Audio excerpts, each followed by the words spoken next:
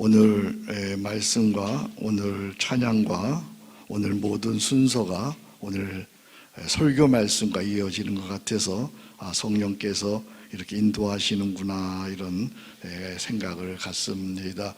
우리 하나님의 은혜와 평강, 예수 임마누엘 구원의 은혜가 오늘 여기 현장에서 예배하는 우리 한성공동체 형제자매들, 그리고 유튜브로 예배하는 우리 모든 형제자매들, 교회들 위해 하나님의 크신 임마누엘의 은혜가 있기를 주의 이름으로 축복합니다. 오늘 말씀은 우리가 흔히 듣지 못하는 종교개혁자 마틴 루터에 대한 말씀을 여러분들과 함께 나누겠습니다. 제가 독일에서 10년 이상 살았기 때문에 그 누구보다도 이 루터에 대해서는 많은 고민과 또 공부와 또 연구를 했습니다. 그래서 오늘 말씀이 여러분의 삶 속에 또 신앙에 있어서 큰 도움이 되리라 생각하고, 무엇보다 하나님과 동행하는 그런 놀라운 은혜가 있기를 축복합니다. 자, 세상 모든 것은 변하죠. 살아있다는 것은 변화하는 겁니다. 변화하지 않으면 그것은 죽은 겁니다. 변화에는 두 방향이 있습니다.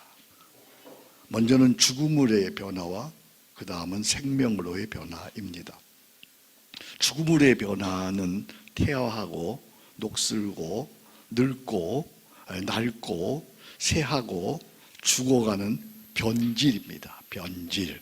이건 가만히 있으면 저절로 되는 죽음의 현상입니다. 반대로 생명으로의 변화는 성장하고 성숙하고 도약하고 새로워지는 변혁입니다. 죽음으로의 변화가 변질이라고 한다면 생명으로의 변화는 변혁입니다. 이건 스스로 내가 애쓰고 힘써서 내 안에 생기를 불어넣는 생명의 현상입니다. 이름하여 우리는 이것을 개혁이라 하고 갱신이라고도 합니다. 자, 그렇다면 나는 지금 어떤 변화로 나아가고 있습니까? 죽음으로의 변질입니까? 아니면 생명으로의 개혁입니까? 여러분 지금 어디로 나아가고 있어요? 죽음으로의 변질입니까? 아니면 생명으로의 변혁입니까? 어디예요? 말은 잘해야죠.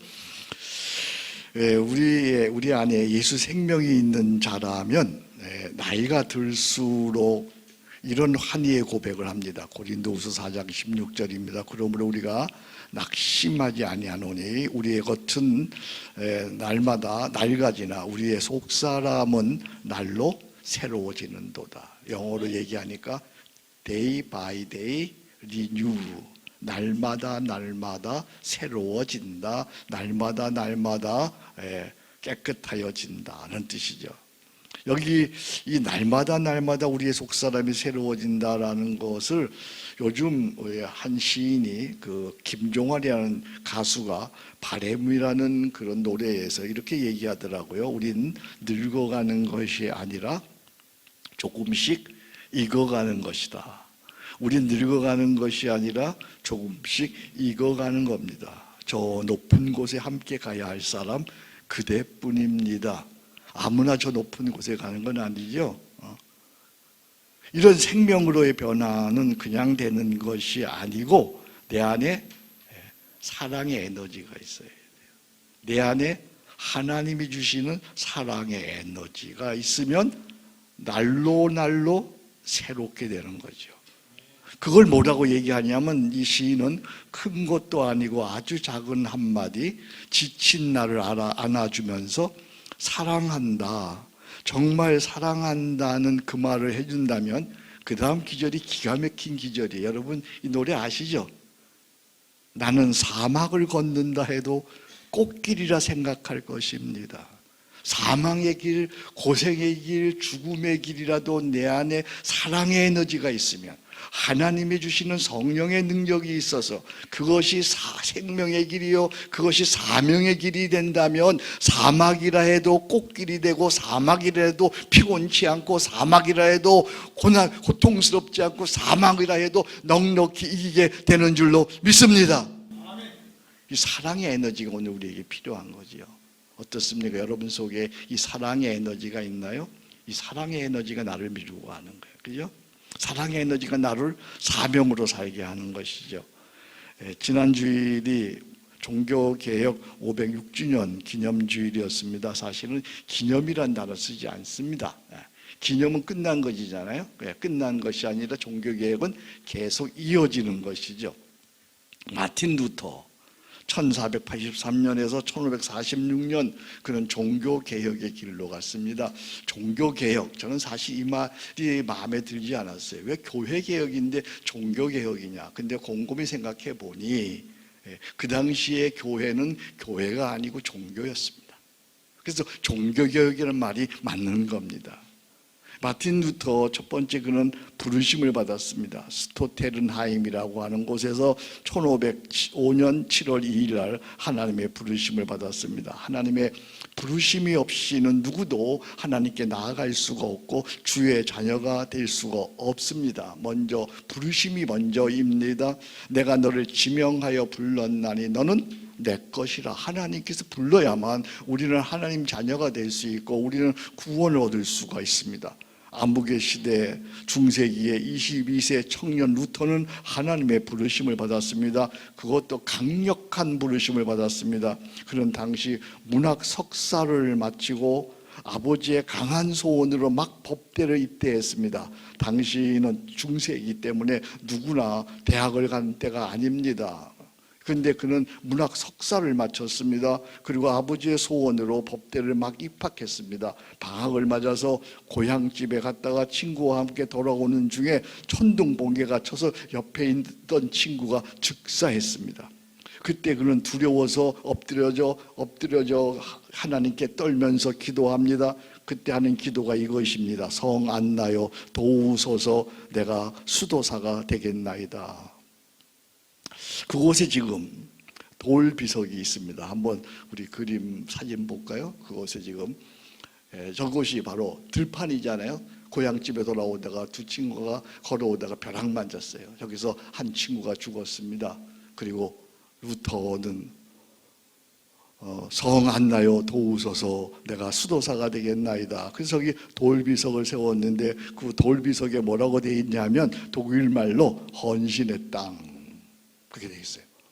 마틴 루터의 헌신의 땅. 그 다음에요 종교개혁의 전환점 그 밑에는요. 그리고 또 그 밑에는 하늘에서 번개가 치자 젊은 루터는 여기서 인생길을 돌이켰다. 그러니까 저기는 에어프루트라고 하는 아주 큰 도시 옆에 있는 그러니까 자기 고향집에 가는 그런 광야길이었습니다. 들판이었습니다. 거기에서 그는 하나님의 부르심을 받았습니다. 근데 여기서 물어봐야 되는 것이 있죠. 왜 젊은 루터는 성 안나여 나를 도우소서 그렇게 기도했을까? 그죠? 우리는 어떻게 기도하고 있어요? 지금요? 하나님 나를 구원하세요. 아니면 예수님 나를 구원하세 주세요. 나를 도와주세요. 그렇게 기도했는데 왜 성 안나여 나를 구원하소서 그렇게 기도했을까? 그것은 교회의 잘못된 가르침 때문입니다. 가톨릭에는 예나 지금이나 성인이 많습니다. 가톨릭은 하나님께 직접 나아가지 않고 성인을 거쳐서 하나님께 나아갑니다. 이 안나는 그 지방의 교회가 지정한 수호 성인입니다. 성경의 인간론은 이렇습니다. 의인은 없나니 하나도 없으며 파스칼은 팡세에서 이렇게 얘기합니다. 이 땅에는 성인은 존재하지 않는다. 그들은 다 죄인일 뿐이다. 의인은 없나니 하나도 없다. 기독교 신앙은 성인을 인정하지 않아요. 기독교 신앙은 오직 예수뿐이에요. 그래서 기독교 신앙의 첫 번째가 여러분 거기서 적으세요. 첫 번째가 예수에 대한 신앙 고백에서 시작된다. 기독교 신앙의 첫 번째는 언제나 예수 신앙 고백에서 시작됩니다. 예수는 누구십니까? 예수는 나의 주 그리스도 살아계신 하나님이십니다. 아멘. 여러분 고백해 보세요. 예수는 누구십니까? 예수는 나의 주 그리스도 살아계신 하나님이십니다. 다시 한번 고백해 보세요. 예수는 누구십니까? 예수는 나의 주 살아계신 하나님이십니다. 베드로가 예수님께 했던 고백입니다. 이 고백이 나에게 있습니까? 여러분 이 고백이 여러분에게 있나요? 예배 시간에 말고요. 여러분의 가정에서 예수는 나의 주 그리스도 살아계신 하나님이십니다. 가정에서, 여러분의 직장에서, 여러분 직장에서 예수는 나의 주 그리스도 하나님이십니까? 여러분 직장에서 그래서 성실하게 일하는 거예요? 여러분 아무도 보는 이 없을 때, 예수는 나의 주 그리스도 살아계신 하나님이십니다. 이렇게 고백할 수 있으면 큰 소리로 아멘. 이 고백은 아무도 못하는 거예요. 아무도 보는 이 없을 때, 여러분 돈 쓸 때, 쇼핑할 때, 그때 여러분 예수는 나의 주 그리스도 살아계신 하나님입니다. 이렇게 고백할 수 있느냐 말이에요. 언제 어디서나 무엇이든지 신앙 고백이 있어야만 비로소 살아있는 크리스찬, 사한 크리스찬이 되는 거예요. 교회에서뿐만 아니라, 예배 드릴 때뿐만 아니라, 언제 어디서나 무엇이든지 아무도 보는 일 없을 때, 돈 쓸 때, 직장에서, 가정에서, 부부간에 싸울 때, 바로 그 자리에 예수는 나의 주 그리스도 살아계신 하나님이라고 고백하는 여러분 되기를 주의 이름으로 축복합니다. 아멘. 참 당시의 교회는 성 안 나요 이렇게 외쳤어. 얼마나 불행이야. 근데 오늘은 우리는 예수 그리스도시여 당신은 살아계신 나의 주 나의 하나님입니다 이렇게 부를 수 있으니 그것이 은혜요 감사인 줄로 믿습니다. 두 번째는 에어프루트 아우구스티누스 수도원인 1513년 탑의 체험입니다. 여기 아우구스티누스는 우리 한국말로 얘기하면 어거스틴입니다. 같은 사람입니다. 루터는 벼락사건 이후에 2주 후에 7월 19일 그 도시에 아우구스티누스 수도원에서 입교합니다. 이때 아버지의 엄청난 반대가 있습니다. 그렇겠죠. 출세의 길을 마다하고 영광의 최고 코스인 법학을 중단하고 수도사가 된다고 하니 아버지가 어마어마하게 반대를 합니다. 결국 아버지 한스에게 아들이 절교당합니다. 너 그러면 내 아들 아니야. 여기서 또 질문합니다. 왜 루터는 즉각 순종의 결단을 해야만 했을까요? 두 가지 이유가 있죠. 하나는 강력한 하나님의 부르심이 벼락사건이 결정적이었습니다. 그 벼락사건이 그의 인생을 바꾼 거예요. 또 하나 있습니다. 그는 평상시에도 인간 실존에 관한 고민이 많았어요. 죄에 대한 고민이요. 이렇게 살아도 되는 것인가? 나는 어디서 왔는가? 나는 어디로 가는가? 어떻게 하면 평안을 누리며 구원을 받을 수 있는가에 대한 고민이 있었어요. 인간 실존에 대한 고민. 조금 전에 우리 김태형 형제가 찬송한 것도 그건 실존에 대한 고민이잖아요. 내가 세상으로 이렇게 나아갑니다. 그러나 내 마음속에 하나님을 떠나지는 않습니다. 그러나 내가 죄를 짓습니다. 내가 방황합니다. 그런 인간 실존에 대한 고민이 얼마나 많았는지요. 우울증을 앓을 만큼 깊은 고뇌를 했습니다. 카톨릭은 예나 지금이나 고해성사가 있죠. 루터는 하루에도 몇 번씩 몇 시간씩 선배를 신부를 찾아가서 고해성사를 합니다. 수도원의 선배 신부들이 너무 자주 이 루터가 고해성사를 하러 찾아오니까 도망다닐 정도예요. 만나면 그냥 시간 뺏기고 막 엄청 둬요. 그러다가 만나가지고 고해성사를 하면요 몇 시간씩 하는 거예요. 그래서 루터가 그때 신부 선배들이 그때 이렇게 얘기하는 루터야 제발 죄 좀 모아갖고 오너라.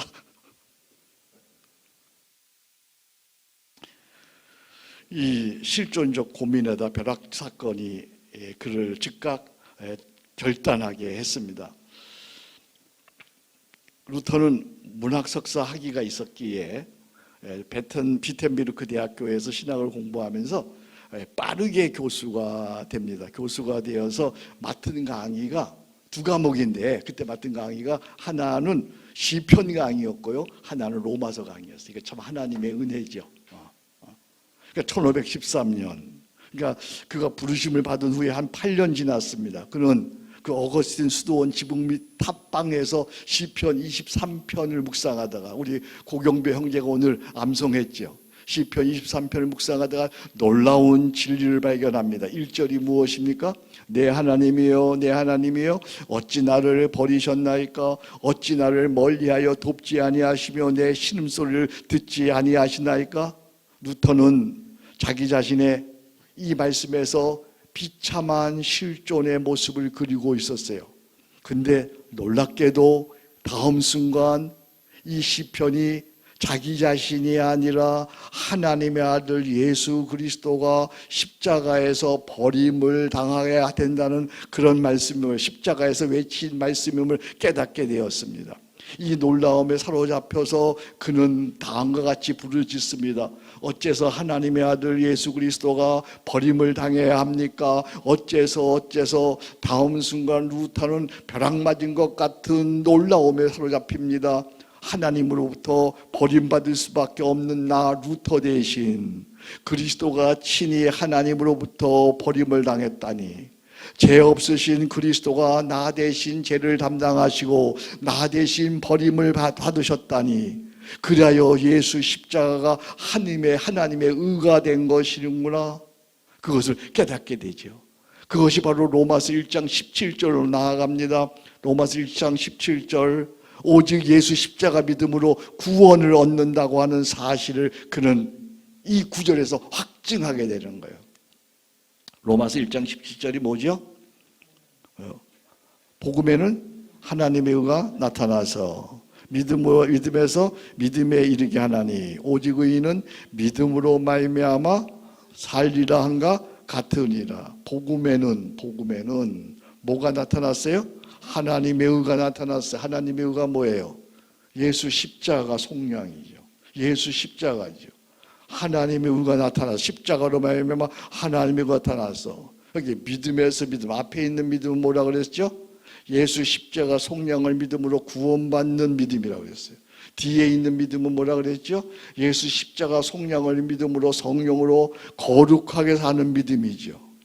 그래서 믿음에서 믿음으로 십자가 속량을 믿음으로 구원을 얻고 십자가 속량을 믿음으로 성령으로 말미암아 거룩하게 살게 되니까 오직 의인은 믿음으로 말미암아 살리라 한가 같으니라. 할렐루야. 그러니까 이 말씀이 그의 인생의 말씀이 되고 이 말씀이 그의 종교 개혁을 이끄는 핵심의 말씀이 되는 거죠. 그래서 기독교 신앙의 두 번째 스텝은 말씀에 의한 하나님 체험이야. 거기다 적으세요. 기독교 신앙의 두 번째 스텝은 말씀에 의한 하나님 체험이에요. 우리의 체험은 그냥 종교적인 어떤 영적인 체험이 아니에요.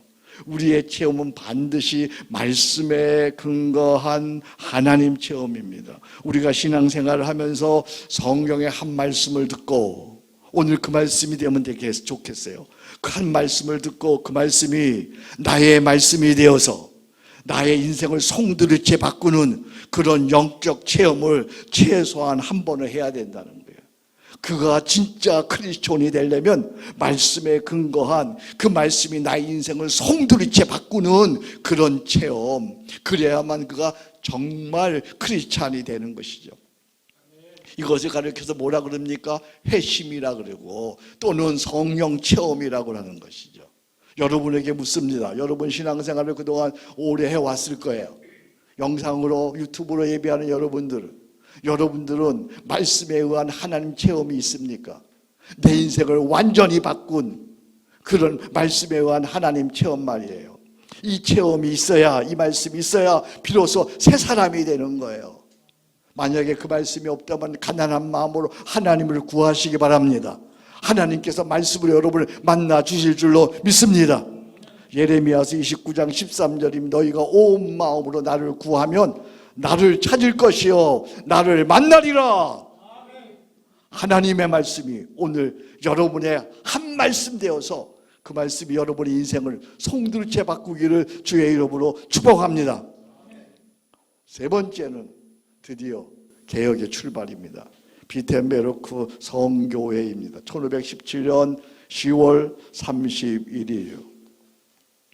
당시의 교회는 지금은 교회가 개신교도 있고 천주교도 있고 개신교도 수없이 갈라져 있습니다만 당시의 교회는 단 하나의 교회였어요. 단 하나의 교회. 당시의 교회는 참 많은 잘못과 범죄를 저지르고 있었습니다. 당시의 교회가 잘못한 것을 참 너무너무 많지요. 그런데 당시의 교회 잘못한 것을 세 가지로 정리할 수 있어요. 당시의 교회가 뭘 잘못했느냐?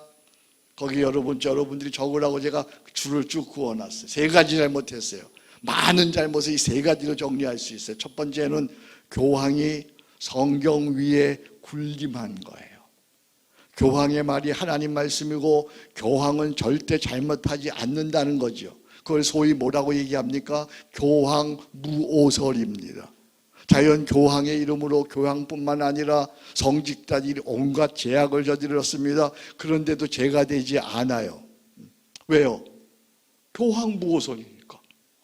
교황은 잘못하지 않아요. 대표적인 잘못이 뭡니까? 교회의 대표적인 죄악이 십자군 전쟁입니다. 교황의 이름으로 약 400년 동안, 430년 동안 1095년부터 1434년 온갖 악한 일이 많이 벌어졌지요. 나중에는 소년 십자군까지 교황의 이름으로 천국 간다고 불러 모아서 죽이고 했습니다. 너무 엄청난 잘못이었죠. 왜 그렇게 됐습니까? 교황이 성경 위에 군림하고 있었기 때문입니다. 두 번째는요, 성경을 사제들만의 고유한 성물로 삼았습니다. 성경이 모든 사람들을 위한 성경이 아니라 사제들만의 고유한 성물이었습니다. 그러니까 성경 자체가 뭐가 됩니까? 우상이 됩니다. 사제들을 성경을 빙자해서 온갖 거짓말을 합니다. 온갖 협박을 합니다. 그 당시 면죄부 설교를 하고 면죄부 판매를 해도 전혀 문제될 것이 없습니다. 왜? 일반 대중은 전혀 성경을 알지 못하기 때문입니다. 당시의 성경은 라틴어로 되어 있어서 많이 공부한 학자들만, 많이 공부한 지성인들만 읽을 수가 있었습니다. 뿐만 아니라 당시의 성경은 필사본이라 아주 비싼 종이에다가 아니면 비싼 그 양피지에다가 적는 성경이니까 비싸기가 그지없습니다. 그러니까 아무도 읽을 수 없는 그런 형편이었습니다. 소수의 지식인들만 알고, 그리고 무슨 말을 해도, 무슨 거짓말을 해도, 무슨 협박을 해도 괜찮아요. 왜냐하면 성경을 모르니까. 세 번째는 구원의 도리인 예수 복음보다는 종교 행위가 더 강조되었어요. 사제 역시 성경에 우매했습니다. 그래서 구원의 도인 복음을 가르칠 줄 몰랐어요. 사제들도 성경 읽기가 쉽지 않았어요. 루터만 해도 이 성경을 그 비텐베르크 대학 가서 봤으니까, 어거스틴 수도원에 와서야 봤으니까요. 그러니까 이 성경 사제들 역시 성경에 우매해서 구원의 도인 복음을 가르치지 못하고 뭘 가르쳤겠어요? 종교 행위를 가르쳤지요. 대성단 건축에 참여하면 천국 간다. 교황 숭배하면 천국 간다. 성인들을 잘 모시면 천국 간다. 성지 순례하면 천국 간다. 그런 것들이 일상적인 신앙생활이었습니다. 그러니까 성인 유품 또는 유골, 모조품이 집에다 갖다 넣으면 천국 가는 것이고 구원을 얻는 것이었습니다. 당시 교황이 거하는 로마 베드로 성당을 짓는데 돈이 부족하니까 면죄부를 판매하고 성직을 판매하는 일이 자연스럽게 죄의식 없이 행해진 거예요. 그런데 루터는 달랐어요. 그의 구원은 성경에 근거한 오직 은혜에 의한 구원이었습니다. 오직 믿음에 의한 구원이었습니다. 오직 성경에 의한 구원이었습니다. 그는 성경에 입에된 당시의 교회의 잘못과 구원의 도를 도저히 묵과할 수가 없었어요. 그는 성경을 통해서 구원받았습니다. 그는 오직 은혜로, 예수 그리스도 하나님의 은혜로 구원받았습니다. 오직 예수 그리스도 십자가 속량을 통해서 구원받았습니다. 근데 당시에 교회가 잘못하고 있었습니다. 그는 당시 비텐베르크 대학교의 교수들이 일상 토론하던 대로 교회 잘못에 대해서 95개의 항목을 써서 논쟁하다고 공고했습니다.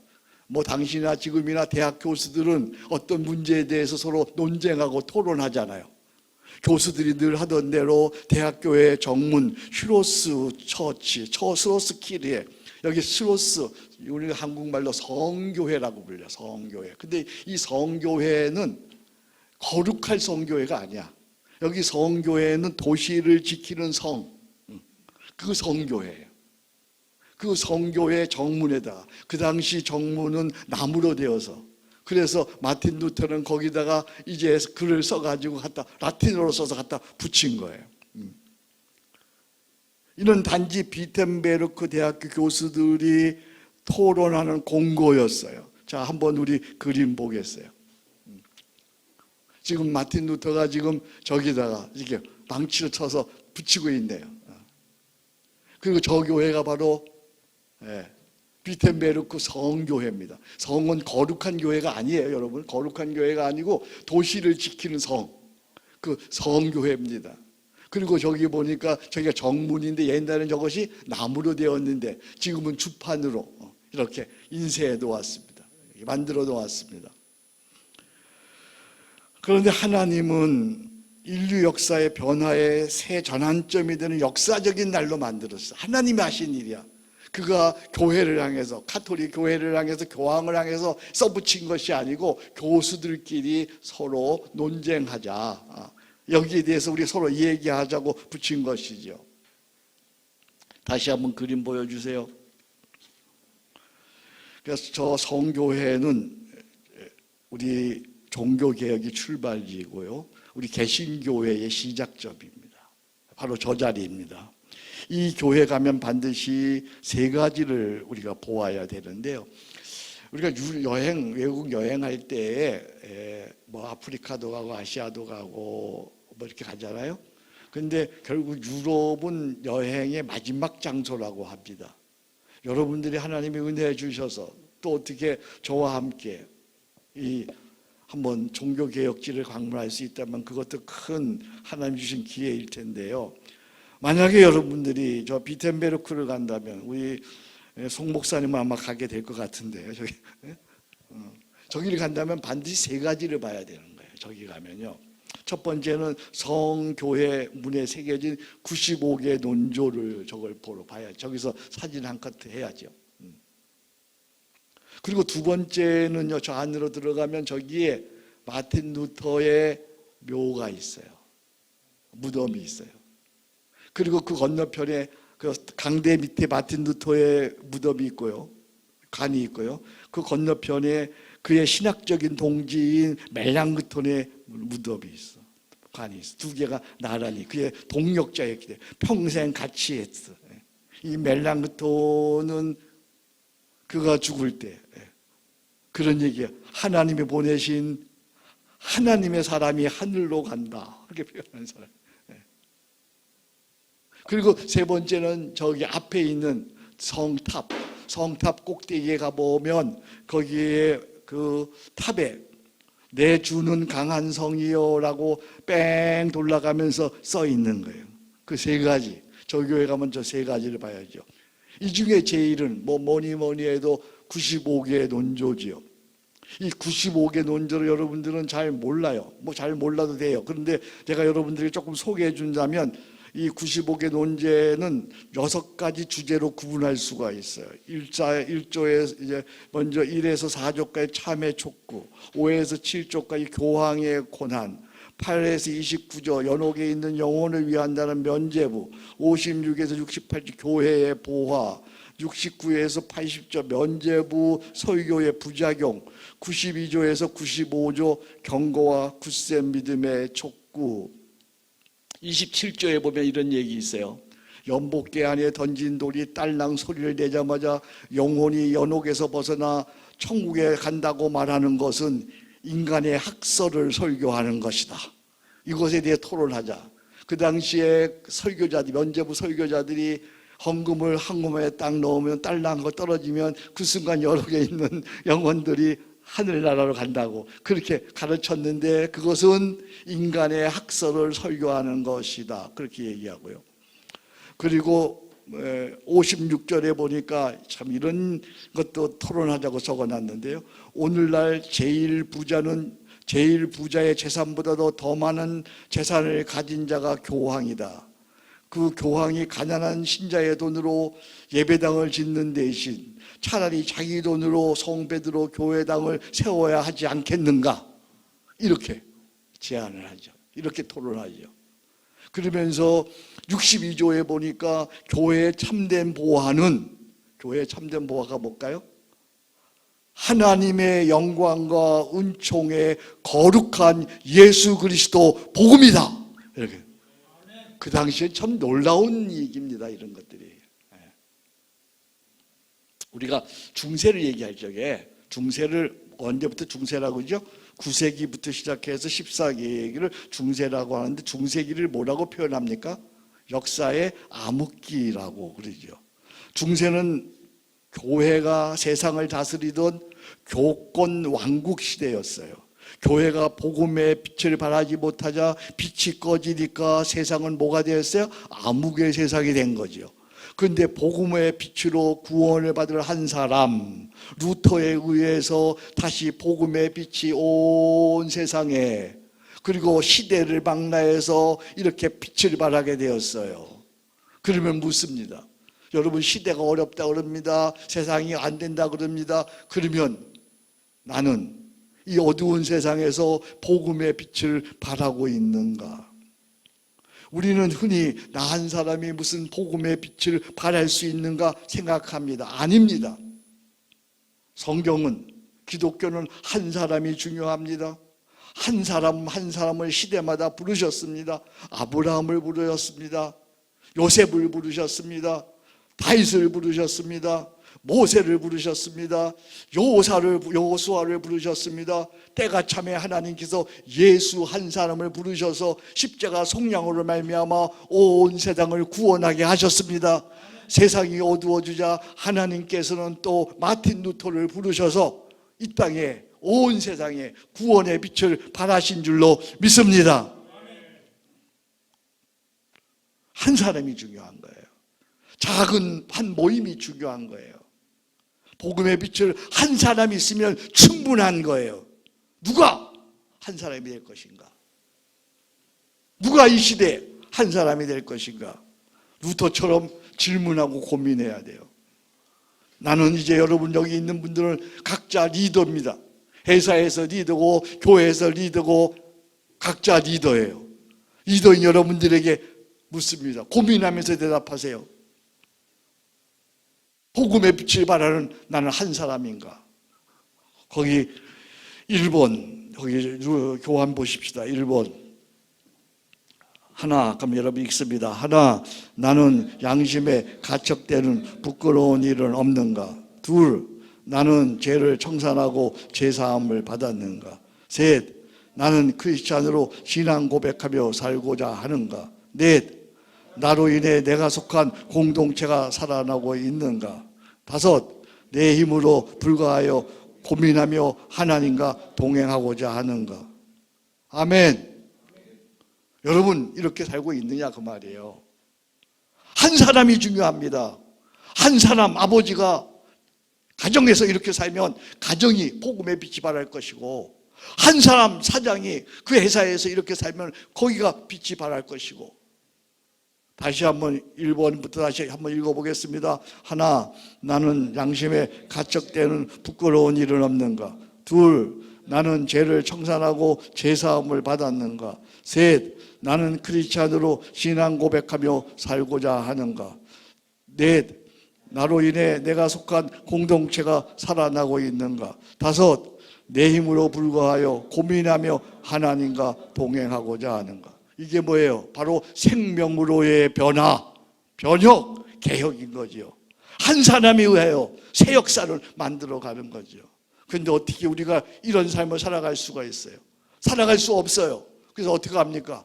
오 기레일레에서 주여 나를 불쌍히 여기소서, 나는 십자가에 죽었습니다. 내 안에 예수님 사십니다.